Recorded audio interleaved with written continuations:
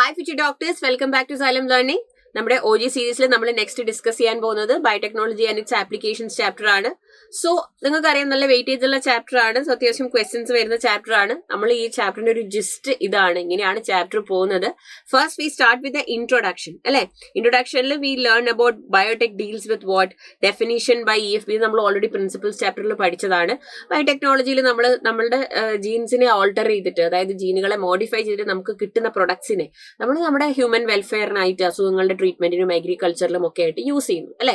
അതാണ് മെയിൻ. പിന്നെ നമ്മൾ നോക്കുന്നത് ആപ്ലിക്കേഷൻസ് ഓഫ് ബയോടെക്നോളജി ആണ്. In the field of agriculture, medicine, bio remediation, waste treatment, biofuel and energy production, ഇതിലൊക്കെ നമ്മൾ ബയോടെക്നോളജീനെ യൂസ് ചെയ്യുന്നുണ്ട്. അങ്ങനെ ഒരുപാട് ബെനിഫിറ്റ്സ് നമുക്കുണ്ട്.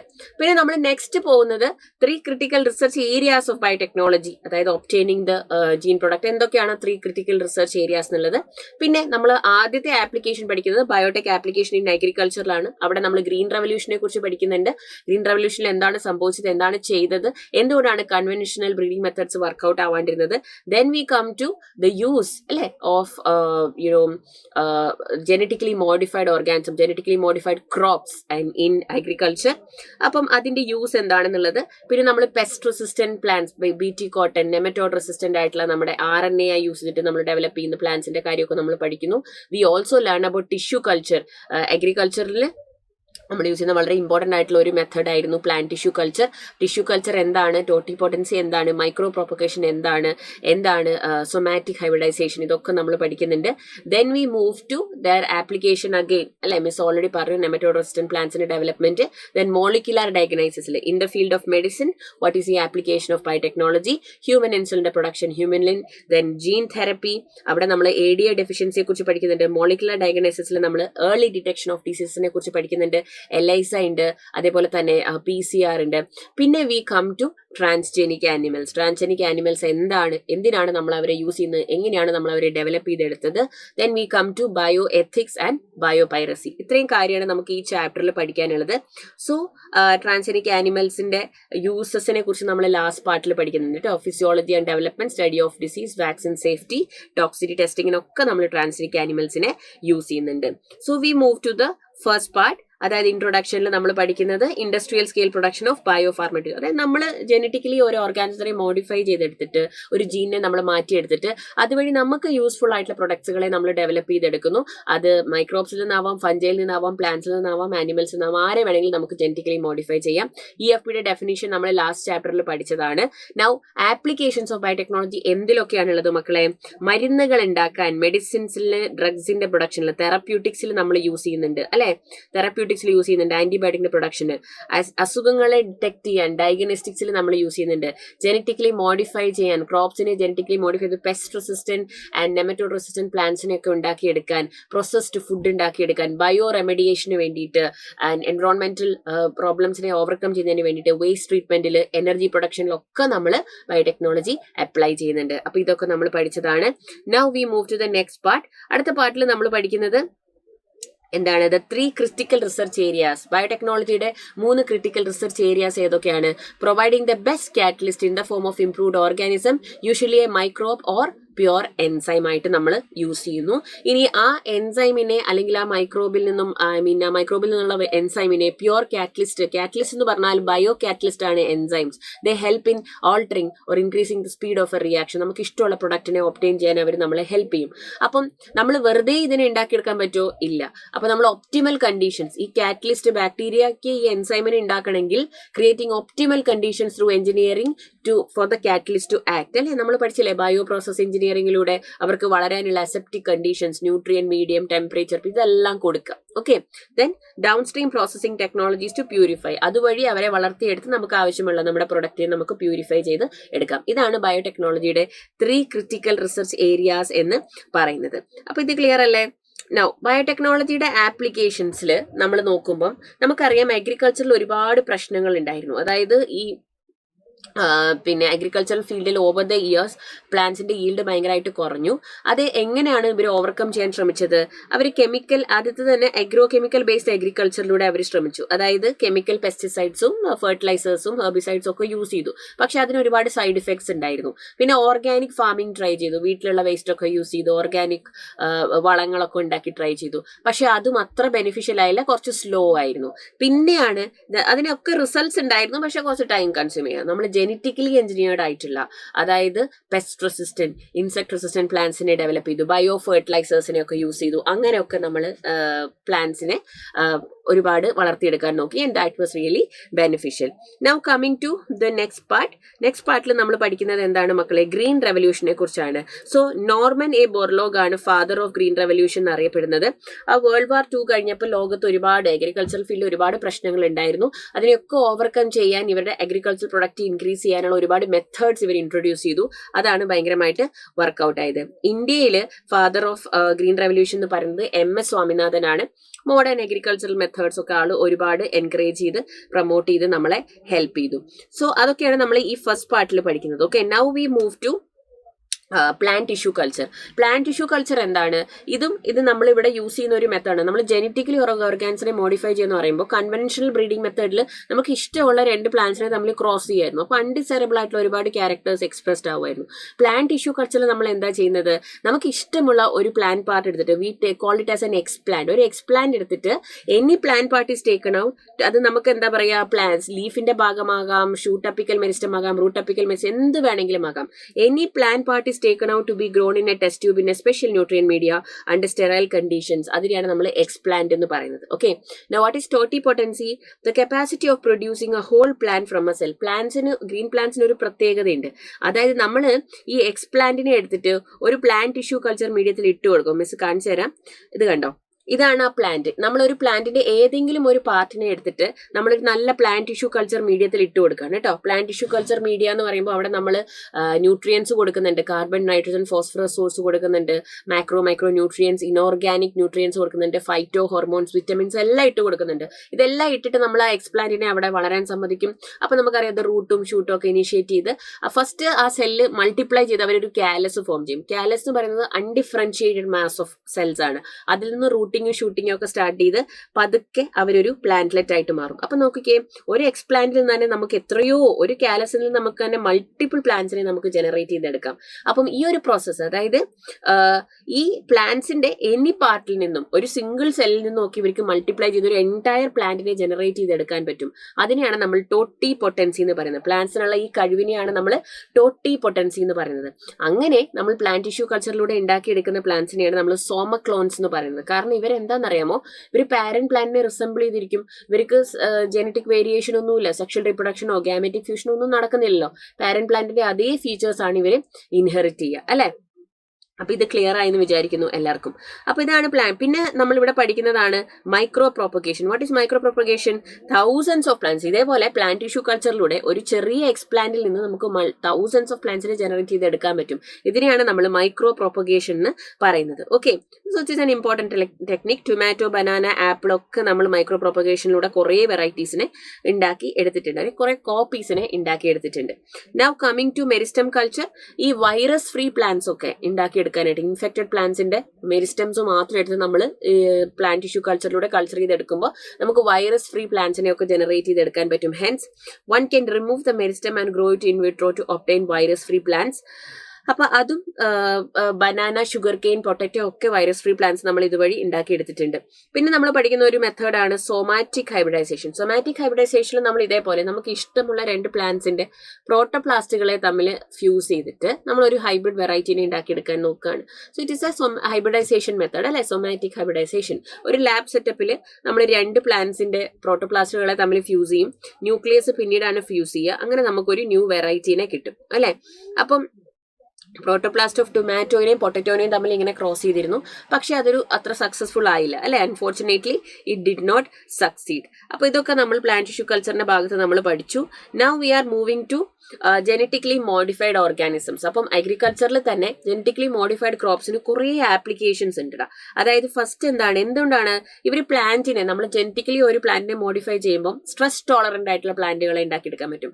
ചെടികൾ സാധാരണഗതിയിൽ വളർന്നു വരുമ്പോൾ ചിലപ്പം ഭയങ്കരമായിട്ടുള്ള ചൂട് അല്ലെങ്കിൽ വെള്ളമില്ലാത്ത അവസ്ഥ, ഭയങ്കര ടെമ്പറേച്ചർ അല്ലെ, ന്യൂട്രിയൻസ് ഇല്ലാത്ത ഇതൊക്കെ ചിലപ്പോൾ അവരുടെ വളർച്ചയെ എഫക്ട് ചെയ്യും. തണുപ്പ്, ഡ്രോട്ട് എന്ന് പറഞ്ഞാൽ വരൾച്ച, കോൾഡ് എന്ന് പറഞ്ഞാൽ തണുപ്പ്, സോൾട്ട് എന്ന് പറഞ്ഞാൽ സലൈനിറ്റി അല്ലെ, ആൻഡ് ഹീറ്റ് എന്ന് പറഞ്ഞാൽ ഹൈ ടെമ്പറേച്ചർ, ഇതൊക്കെ ഇവരുടെ വളർച്ചയെ എഫക്ട് ചെയ്യും. പക്ഷെ നമുക്കൊരു പ്ലാന്റിനെ ജെനറ്റിക്കലി മോഡിഫൈ ചെയ്ത് ഈ സ്ട്രെസ് ടോളറന്റ് ആയിട്ട് എബയോട്ടിക് സ്ട്രെസ്സുകളെ, അതായത് ഈ എൻവിറോൺമെന്റൽ ഫാക്ടേഴ്സ് ഉണ്ടാവുന്ന സ്ട്രെസ്സുകളെ ഓവർകം ചെയ്ത് വളർത്തിക്കൊണ്ട് വരാൻ പറ്റും.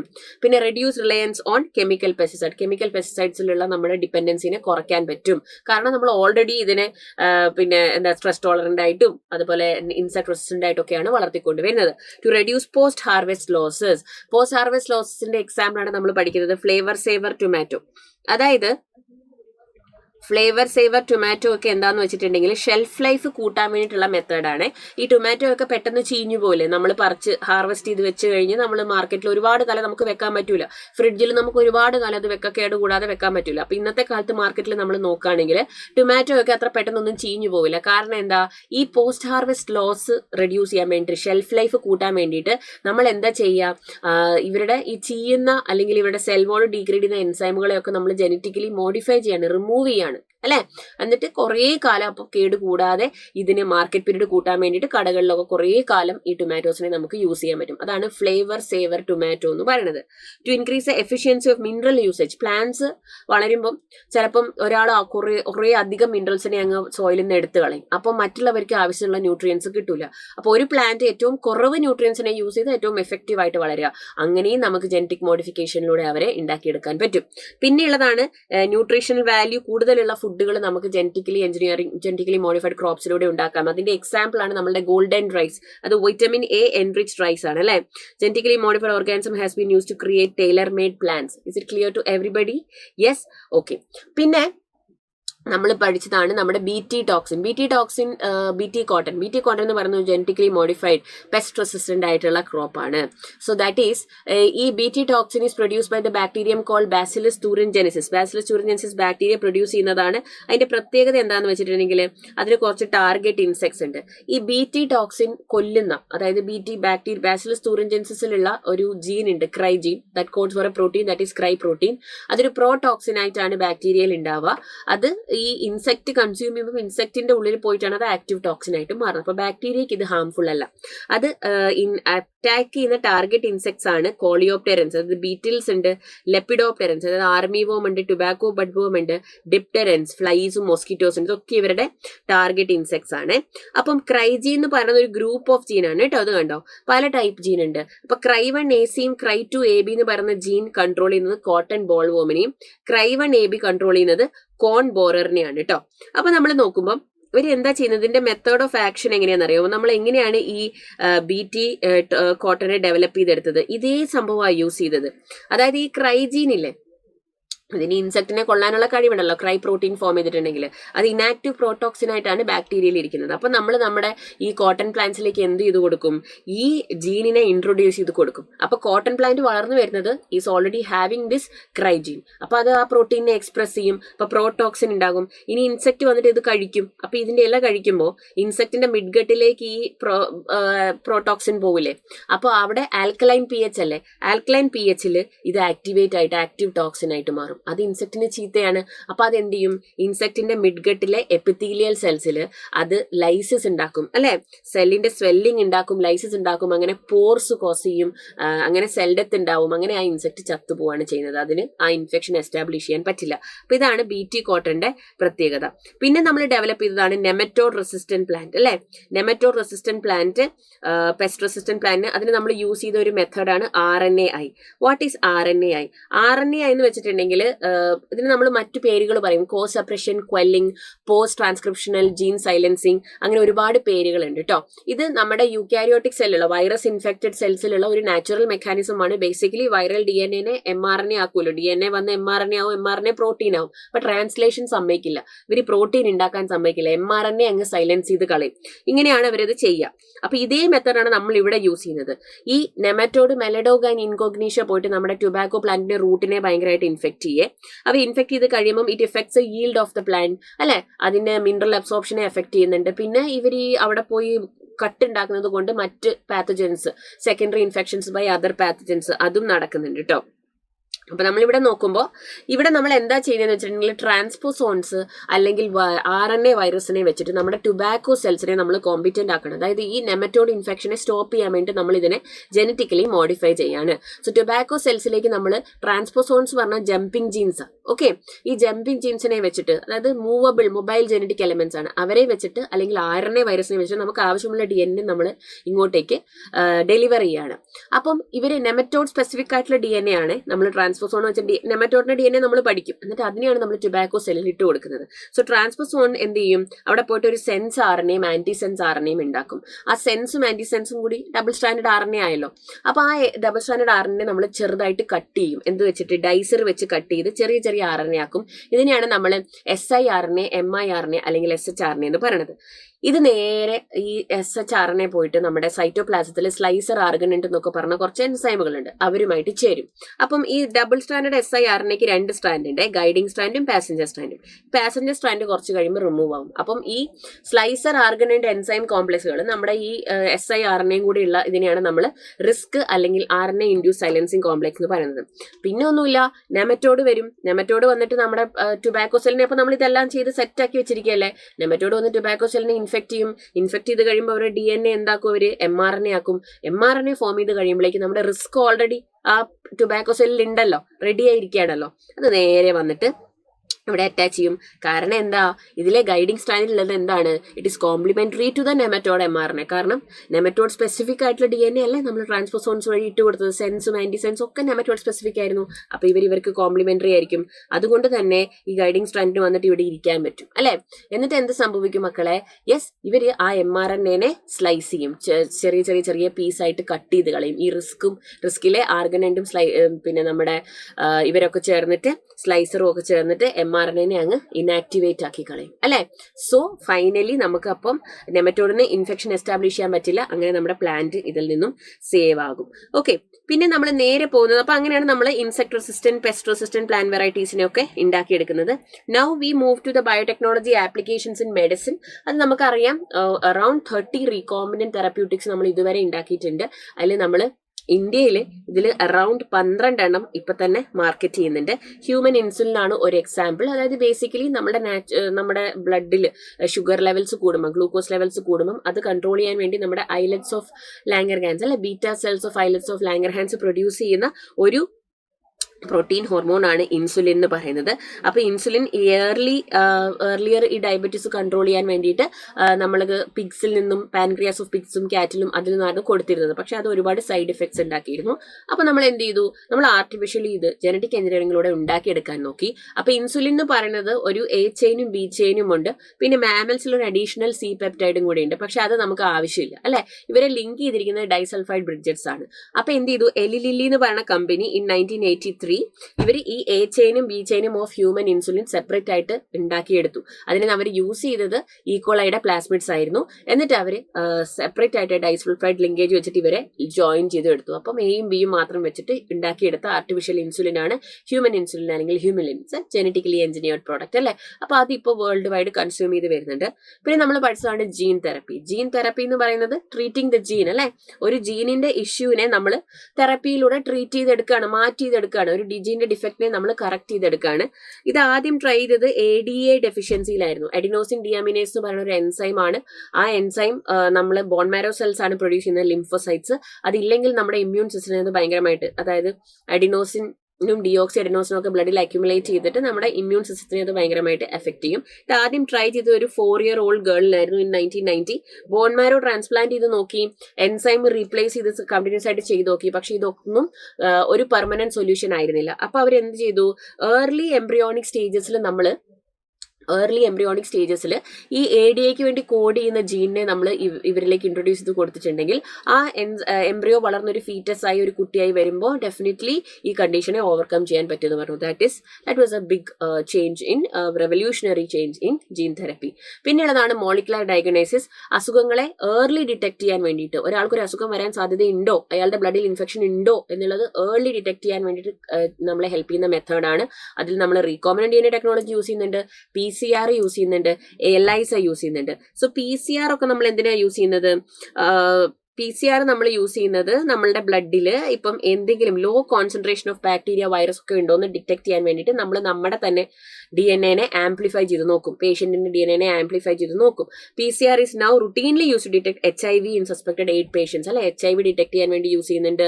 എന്തെങ്കിലും മ്യൂട്ടേഷൻസ് ഉണ്ടോ എന്നുള്ളത് ചെക്ക് ചെയ്യാൻ വേണ്ടിയിട്ടൊക്കെ നമ്മൾ യൂസ് ചെയ്യുന്നുണ്ട്. നമുക്ക് ഒരുപാട് ജനറ്റിക് ഡിസോർഡേഴ്സ് നമുക്ക് ഇതുവരെ ഐഡന്റിഫൈ ചെയ്യാൻ വേണ്ടി പറ്റുന്നുണ്ട്. ഓക്കെ, പിന്നെ ELISA എന്ന് പറയുന്നത് ആന്റിജൻ ആന്റിബോഡി ഇന്ററാക്ഷൻ വെച്ചിട്ട് ഒരാളുടെ ബ്ലഡിൽ ഒരു ഫോറിൻ ബോഡി കയറിയിട്ടുണ്ടെങ്കിൽ അയാളുടെ ബോഡി അതിനെതിരെ ആയിട്ടുള്ള ആന്റിബോഡി പ്രൊഡ്യൂസ് ചെയ്തിട്ടുണ്ടാവും. അപ്പോൾ അവർ ആന്റിജൻ ആന്റിബോഡി കോംപ്ലക്സ് ഫോം ചെയ്യും.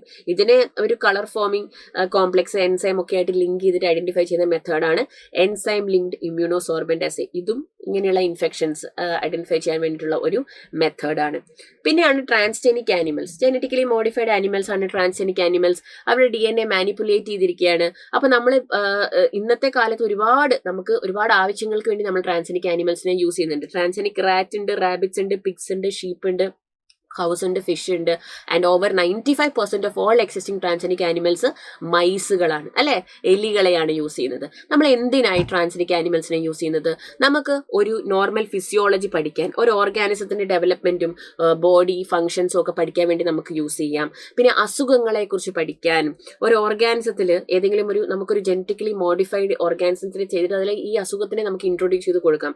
അസുഖത്തിന്റെ ഡെവലപ്മെന്റ് എങ്ങനെയാണ്, അതിന്റെ സിംറ്റംസ് എന്തൊക്കെയാണ്, ഇതൊക്കെ പഠിക്കാൻ നമുക്ക് യൂസ് ചെയ്യാം. Cancer, cystic fibrosis, rheumatoid arthritis, Alzheimer's, ഇതൊക്കെ പഠിക്കാൻ നമ്മൾ ആനിമൽ മോഡൽസിനെ യൂസ് ചെയ്യുന്നുണ്ട്. പിന്നെ ബയോളജിക്കൽ പ്രൊഡക്ട്സ് ഉണ്ടാക്കാനായിട്ട് നമുക്ക് ഒരുപാട് useful products like alpha-1 antitrypsin for എംസിമയുടെ ട്രീറ്റ്മെന്റിനുള്ളത് and research is ongoing for phenylketonuria, cystic ഫൈബ്രോസിസിനൊക്കെ നമ്മൾ ട്രാൻസ്ജെനിക് മോഡൽസിനെ യൂസ് ചെയ്തിട്ടാണ് ഇതിനുള്ള ക്യൂർ നമ്മൾ പഠിക്കുന്നത്. പിന്നെ Rosie was the first transgenic cow produce in 1997. അത് human protein enriched milk produce ചെയ്തു. മക്കളെ, ഇതൊക്കെ ഇമ്പോർട്ടന്റ് ആണ് കേട്ടോ. 2.4 gram per liter ആയിരുന്നു അതിലെ ഹ്യൂമൻ ആൽഫ ലാക്ടാൽബുമിന്റെ കണ്ടന്റ്. അപ്പോൾ ഈ കുട്ടികൾക്ക് മദേഴ്സ് മിൽക്ക് കിട്ടാത്ത കുട്ടികൾക്ക് ഈ റോസിയുടെ മിൽക്ക് കൊടുത്താൽ മതി. This was like a recombinant product, അല്ലെ, recombinant milk that was introduce in the market and more nutritious than the natural cow milk because it has human alpha lactalbumin. അതിന്റെ content എത്രയാണ്? 2.4 gram per liter എന്ന് മക്കൾ ഓർക്കണം, question വരുന്നതാണ് കേട്ടോ. പിന്നെ വാക്സിൻസിന്റെ safety test ചെയ്യാൻ വേണ്ടിയിട്ട് ഒരു വാക്സിൻ ലൈക്ക് നമ്മൾ അത് മാർക്കറ്റിലേക്ക് കൊടുക്കുന്നതിന് മുമ്പ് ഫസ്റ്റ് നമ്മളതൊരു ആനിമലിൽ ടെസ്റ്റ് ചെയ്ത് നോക്കും. ആനിമലിൽ അത് പ്രശ്നവും സൈഡ് എഫക്ട്സ് ഒന്നും ഉണ്ടാക്കുന്നില്ലെങ്കിൽ മാത്രമാണ് ഹ്യൂമൻസിലേക്ക് കൊടുക്കാൻ പറ്റുള്ളൂ. അപ്പോൾ വാക്സിൻസിന്റെ സേഫ്റ്റി ടെസ്റ്റിംഗ് നമ്മൾ ട്രാൻസ്ജെനിക് മൈസിനെ യൂസ് ചെയ്യുന്നുണ്ട്. Example polio vaccine. Chemical safety or toxicity testing.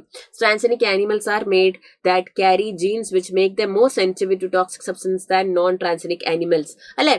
അപ്പോൾ ഏതെങ്കിലും ഒരു കെമിക്കൽ, ഏതെങ്കിലും ഒരു പ്രൊഡക്റ്റ് മാർക്കറ്റിലേക്ക് കൊടുക്കുന്നതിന് മുമ്പ് അത് സേഫ് ആണോ, അത് എന്തെങ്കിലും സെൻസിറ്റിവിറ്റി ഉണ്ടാക്കുന്നുണ്ടോ, അതായത് ട്രാൻസ്ജെനിക് ആനിമൽസിനെ നമ്മൾ കൂടുതൽ സെൻസിറ്റീവ് ആക്കിയിട്ട് അവരിലുള്ള എഫക്റ്റ് പഠിക്കാൻ വേണ്ടി നമ്മൾ ഇത് യൂസ് ചെയ്യാറുണ്ട്. അതിനെയാണ് നമ്മൾ കെമിക്കൽ സേഫ്റ്റി ടെസ്റ്റിംഗ് അല്ലെങ്കിൽ ടോക്സിസിറ്റി ടെസ്റ്റിംഗ് എന്ന് പറയുന്നത്. ഇതിനൊക്കെയാണ് ട്രാൻസ്ജെനിക് മോഡൽസിനെ യൂസ് ചെയ്യുന്നത്. പക്ഷെ ഇതിനെ അസോസിയേറ്റ് ചെയ്ത് ഒരുപാട് എത്തിക്കൽ ഇഷ്യൂസ് ഉണ്ട്. കാരണം ഈ ആനിമൽസിനെ അവർക്ക് സംസാരിക്കാനും അവർക്ക് ഫൈറ്റ് ചെയ്യാനും ഒന്നും പറ്റൂലല്ലോ. അപ്പോൾ ഒരു കാരണമില്ലാതെ അവരെ നമ്മളുടെ ആവശ്യങ്ങൾക്ക് വേണ്ടി, നമ്മൾ സ്വാർത്ഥ താല്പര്യങ്ങൾക്ക് വേണ്ടി യൂസ് ചെയ്യുന്നതിന് ക്വസ്റ്റ്യൻ ചെയ്യുന്ന കമ്മിറ്റിയാണ് ജനറ്റിക് എഞ്ചിനീയറിംഗ് അപ്രൂവൽ കമ്മിറ്റി. അപ്പോൾ എന്തെങ്കിലുമൊക്കെ ഇങ്ങനെയുള്ള ജനറ്റിക്കലി മോഡിഫൈഡ് ഓർഗാനിസത്തിനെ ബേസ് ചെയ്തിട്ടുള്ള റിസർച്ച് നടക്കുന്നുണ്ടെങ്കിൽ അതിനുള്ള അപ്രൂവൽസ് തരുന്നത് ഈ കമ്മിറ്റിയാണ് കേട്ടോ. പേര് പഠിക്കണം, ജനറ്റിക് എഞ്ചിനീയറിംഗ് അപ്രൂവൽ കമ്മിറ്റി. പിന്നെ ബയോ പേറ്റന്റും ബയോ പൈറസിയാണ് നമുക്ക് ലാസ്റ്റ് പാർട്ടിൽ നോക്കാനുള്ളത്. ബയോ പേറ്റന്റ് എന്ന് പറഞ്ഞാൽ എന്താ പറയാ, ഒരു രാജ്യത്ത് ഉണ്ടാകുന്ന അവിടെ നാച്ചുറൽ റിസോഴ്സസിന്റെ കംപ്ലീറ്റ് അധികാരവും ആ രാജ്യത്തിലുള്ള ആളുകൾക്കായിരിക്കും, ആ രാജ്യത്തിനായിരിക്കും. അപ്പം ഇന്ത്യക്ക് 2 ലക്ഷം വെറൈറ്റീസ് ഓഫ് റൈസ് ഉണ്ട്, അതിൽ 27 documented varieties of basmati rice തന്നെ ഉണ്ട്. അതൊരു സ്പെഷ്യൽ റൈസാണ്, ഒരുപാട് നല്ല ടേസ്റ്റും ഫ്ലേവറും ഒക്കെ ഉള്ള റൈസാണ്. പക്ഷേ ഈ 1997 ഒരു അമേരിക്കൻ കമ്പനി എന്ത് ചെയ്തു, പറഞ്ഞു ഇത് ഞങ്ങളുടെ റൈസാണ്, ഇത് ബസുമതി ഞങ്ങളുടെ റൈസാണെന്ന് പറഞ്ഞിട്ട് അവർ അതിന്റെ പേറ്റന്റ് എടുത്തു. അവർ അവരുടേതാണെന്ന് പറഞ്ഞിട്ട് ട്രേഡ് മാർക്കൊക്കെ വെച്ച് ഇറക്കി അല്ലേ. പക്ഷെ അതിനെതിരെ നമ്മൾ ഫൈറ്റ് ചെയ്തു, ബിക്കോസ് അത് നമ്മൾ ഒറിജിനലി നമ്മളുടെ ഫാമേഴ്സ് ഡെവലപ്പ് ചെയ്തെടുത്ത റൈസ് അല്ലേ. Now similar attempts have also been made in Indian herbal medicine. അതേപോലെ ടർമറിക്, നീം ഒക്കെ അവരുടെ നാട്ടിൽ ഉണ്ടായതാണ്, അവരുടെ നാച്ചുറൽ റിസോഴ്സ് ആണെന്നുള്ളത് പറഞ്ഞ് ഒരുപാട് കമ്പനികൾ അവർ ഡെവലപ്പ് ചെയ്തെടുത്താണെന്ന് പറഞ്ഞ് അതിനുള്ള പേറ്റന്റും ട്രേഡ് മാർക്കും അതുണ്ട്. അപ്പം നമ്മുടെ പെർമിഷൻ ഇല്ലാതെ ചെയ്യാൻ പാടില്ല അല്ലെ. നമ്മൾക്കത് വിൽക്കാം, നമ്മുടെ നാച്ചുറൽ റിസോഴ്സസിന് നമുക്ക് അവർക്ക് പെർമിഷൻ കൊടുത്തുകൊണ്ട് നമുക്ക് ഒരു റെന്യൂമറേഷൻ ഒക്കെ വാങ്ങിച്ച് വേണമെങ്കിൽ നമുക്ക് കൊടുക്കാം. അല്ലെങ്കിൽ അതിന്റെ ഒറിജിനൽ ഓണറിന് അവർക്കുള്ള അവകാശവും പേറ്റന്റും കൊടുക്കുക. സോ അതാണ് ബയോ പേറ്റന്റ്. പിന്നെ ബയോ പൈറസി എന്താണ്? It is a term use to refer to the use of bio resources by multinational companies. അതായത് ഈ ഡെവലപ്പിംഗ് നേഷൻസിൽ നിന്നും പോയിട്ട് ഈ മൾട്ടിനാഷണൽ കമ്പനീസ് എന്ത് ചെയ്യും, അവർക്ക് സ്വന്തമായിട്ട് നല്ല റിസോഴ്സ് ഒന്നും ഇല്ല. അപ്പോൾ നമ്മളുടെ റിസോഴ്സസിനെ അവരുടെ സ്വന്തമാണെന്ന് പറഞ്ഞ് അവരങ്ങ് പിന്നെ പേറ്റന്റ് ചെയ്തെടുക്കും. ആ കളവിനെയാണ് ശരിക്കും ബയോ പൈറസി എന്ന് പറയുന്നത്. പക്ഷെ അതിനൊക്കെ എതിരെയായിട്ട് ഇപ്പോൾ ഒരുപാട് ലീഗൽ കാര്യങ്ങളൊക്കെ നടക്കുന്നുണ്ട്. അപ്പൊ ഇതാണ് നമ്മുടെ ചാപ്റ്ററിന്റെ ഒരു ജിസ്റ്റ്. മിസ് ഒരുവിധം എല്ലാ ടോപ്പിക്കും കവർ ചെയ്ത് പോയിട്ടുണ്ട്. ഇതിൽ ട്രാൻസ്ജനിക് ആനിമൽസ്, അവരുടെ യൂസസ് മക്കൾ നല്ലപോലെ പഠിക്കണം, ക്വസ്റ്റ്യൻ വരുന്ന ഭാഗമാണ്. പിന്നെ ബയോടെക്നോളജിയുടെ applications, especially molecular in the field of medicine and agriculture നന്നായിട്ട് പഠിക്കണം. I hope the chapter is just clear to you. You just got an idea. നല്ലപോലെ ക്വസ്റ്റ്യൻസ് ചെയ്യുക, പ്രാക്ടീസ് ചെയ്യുക. Thank U.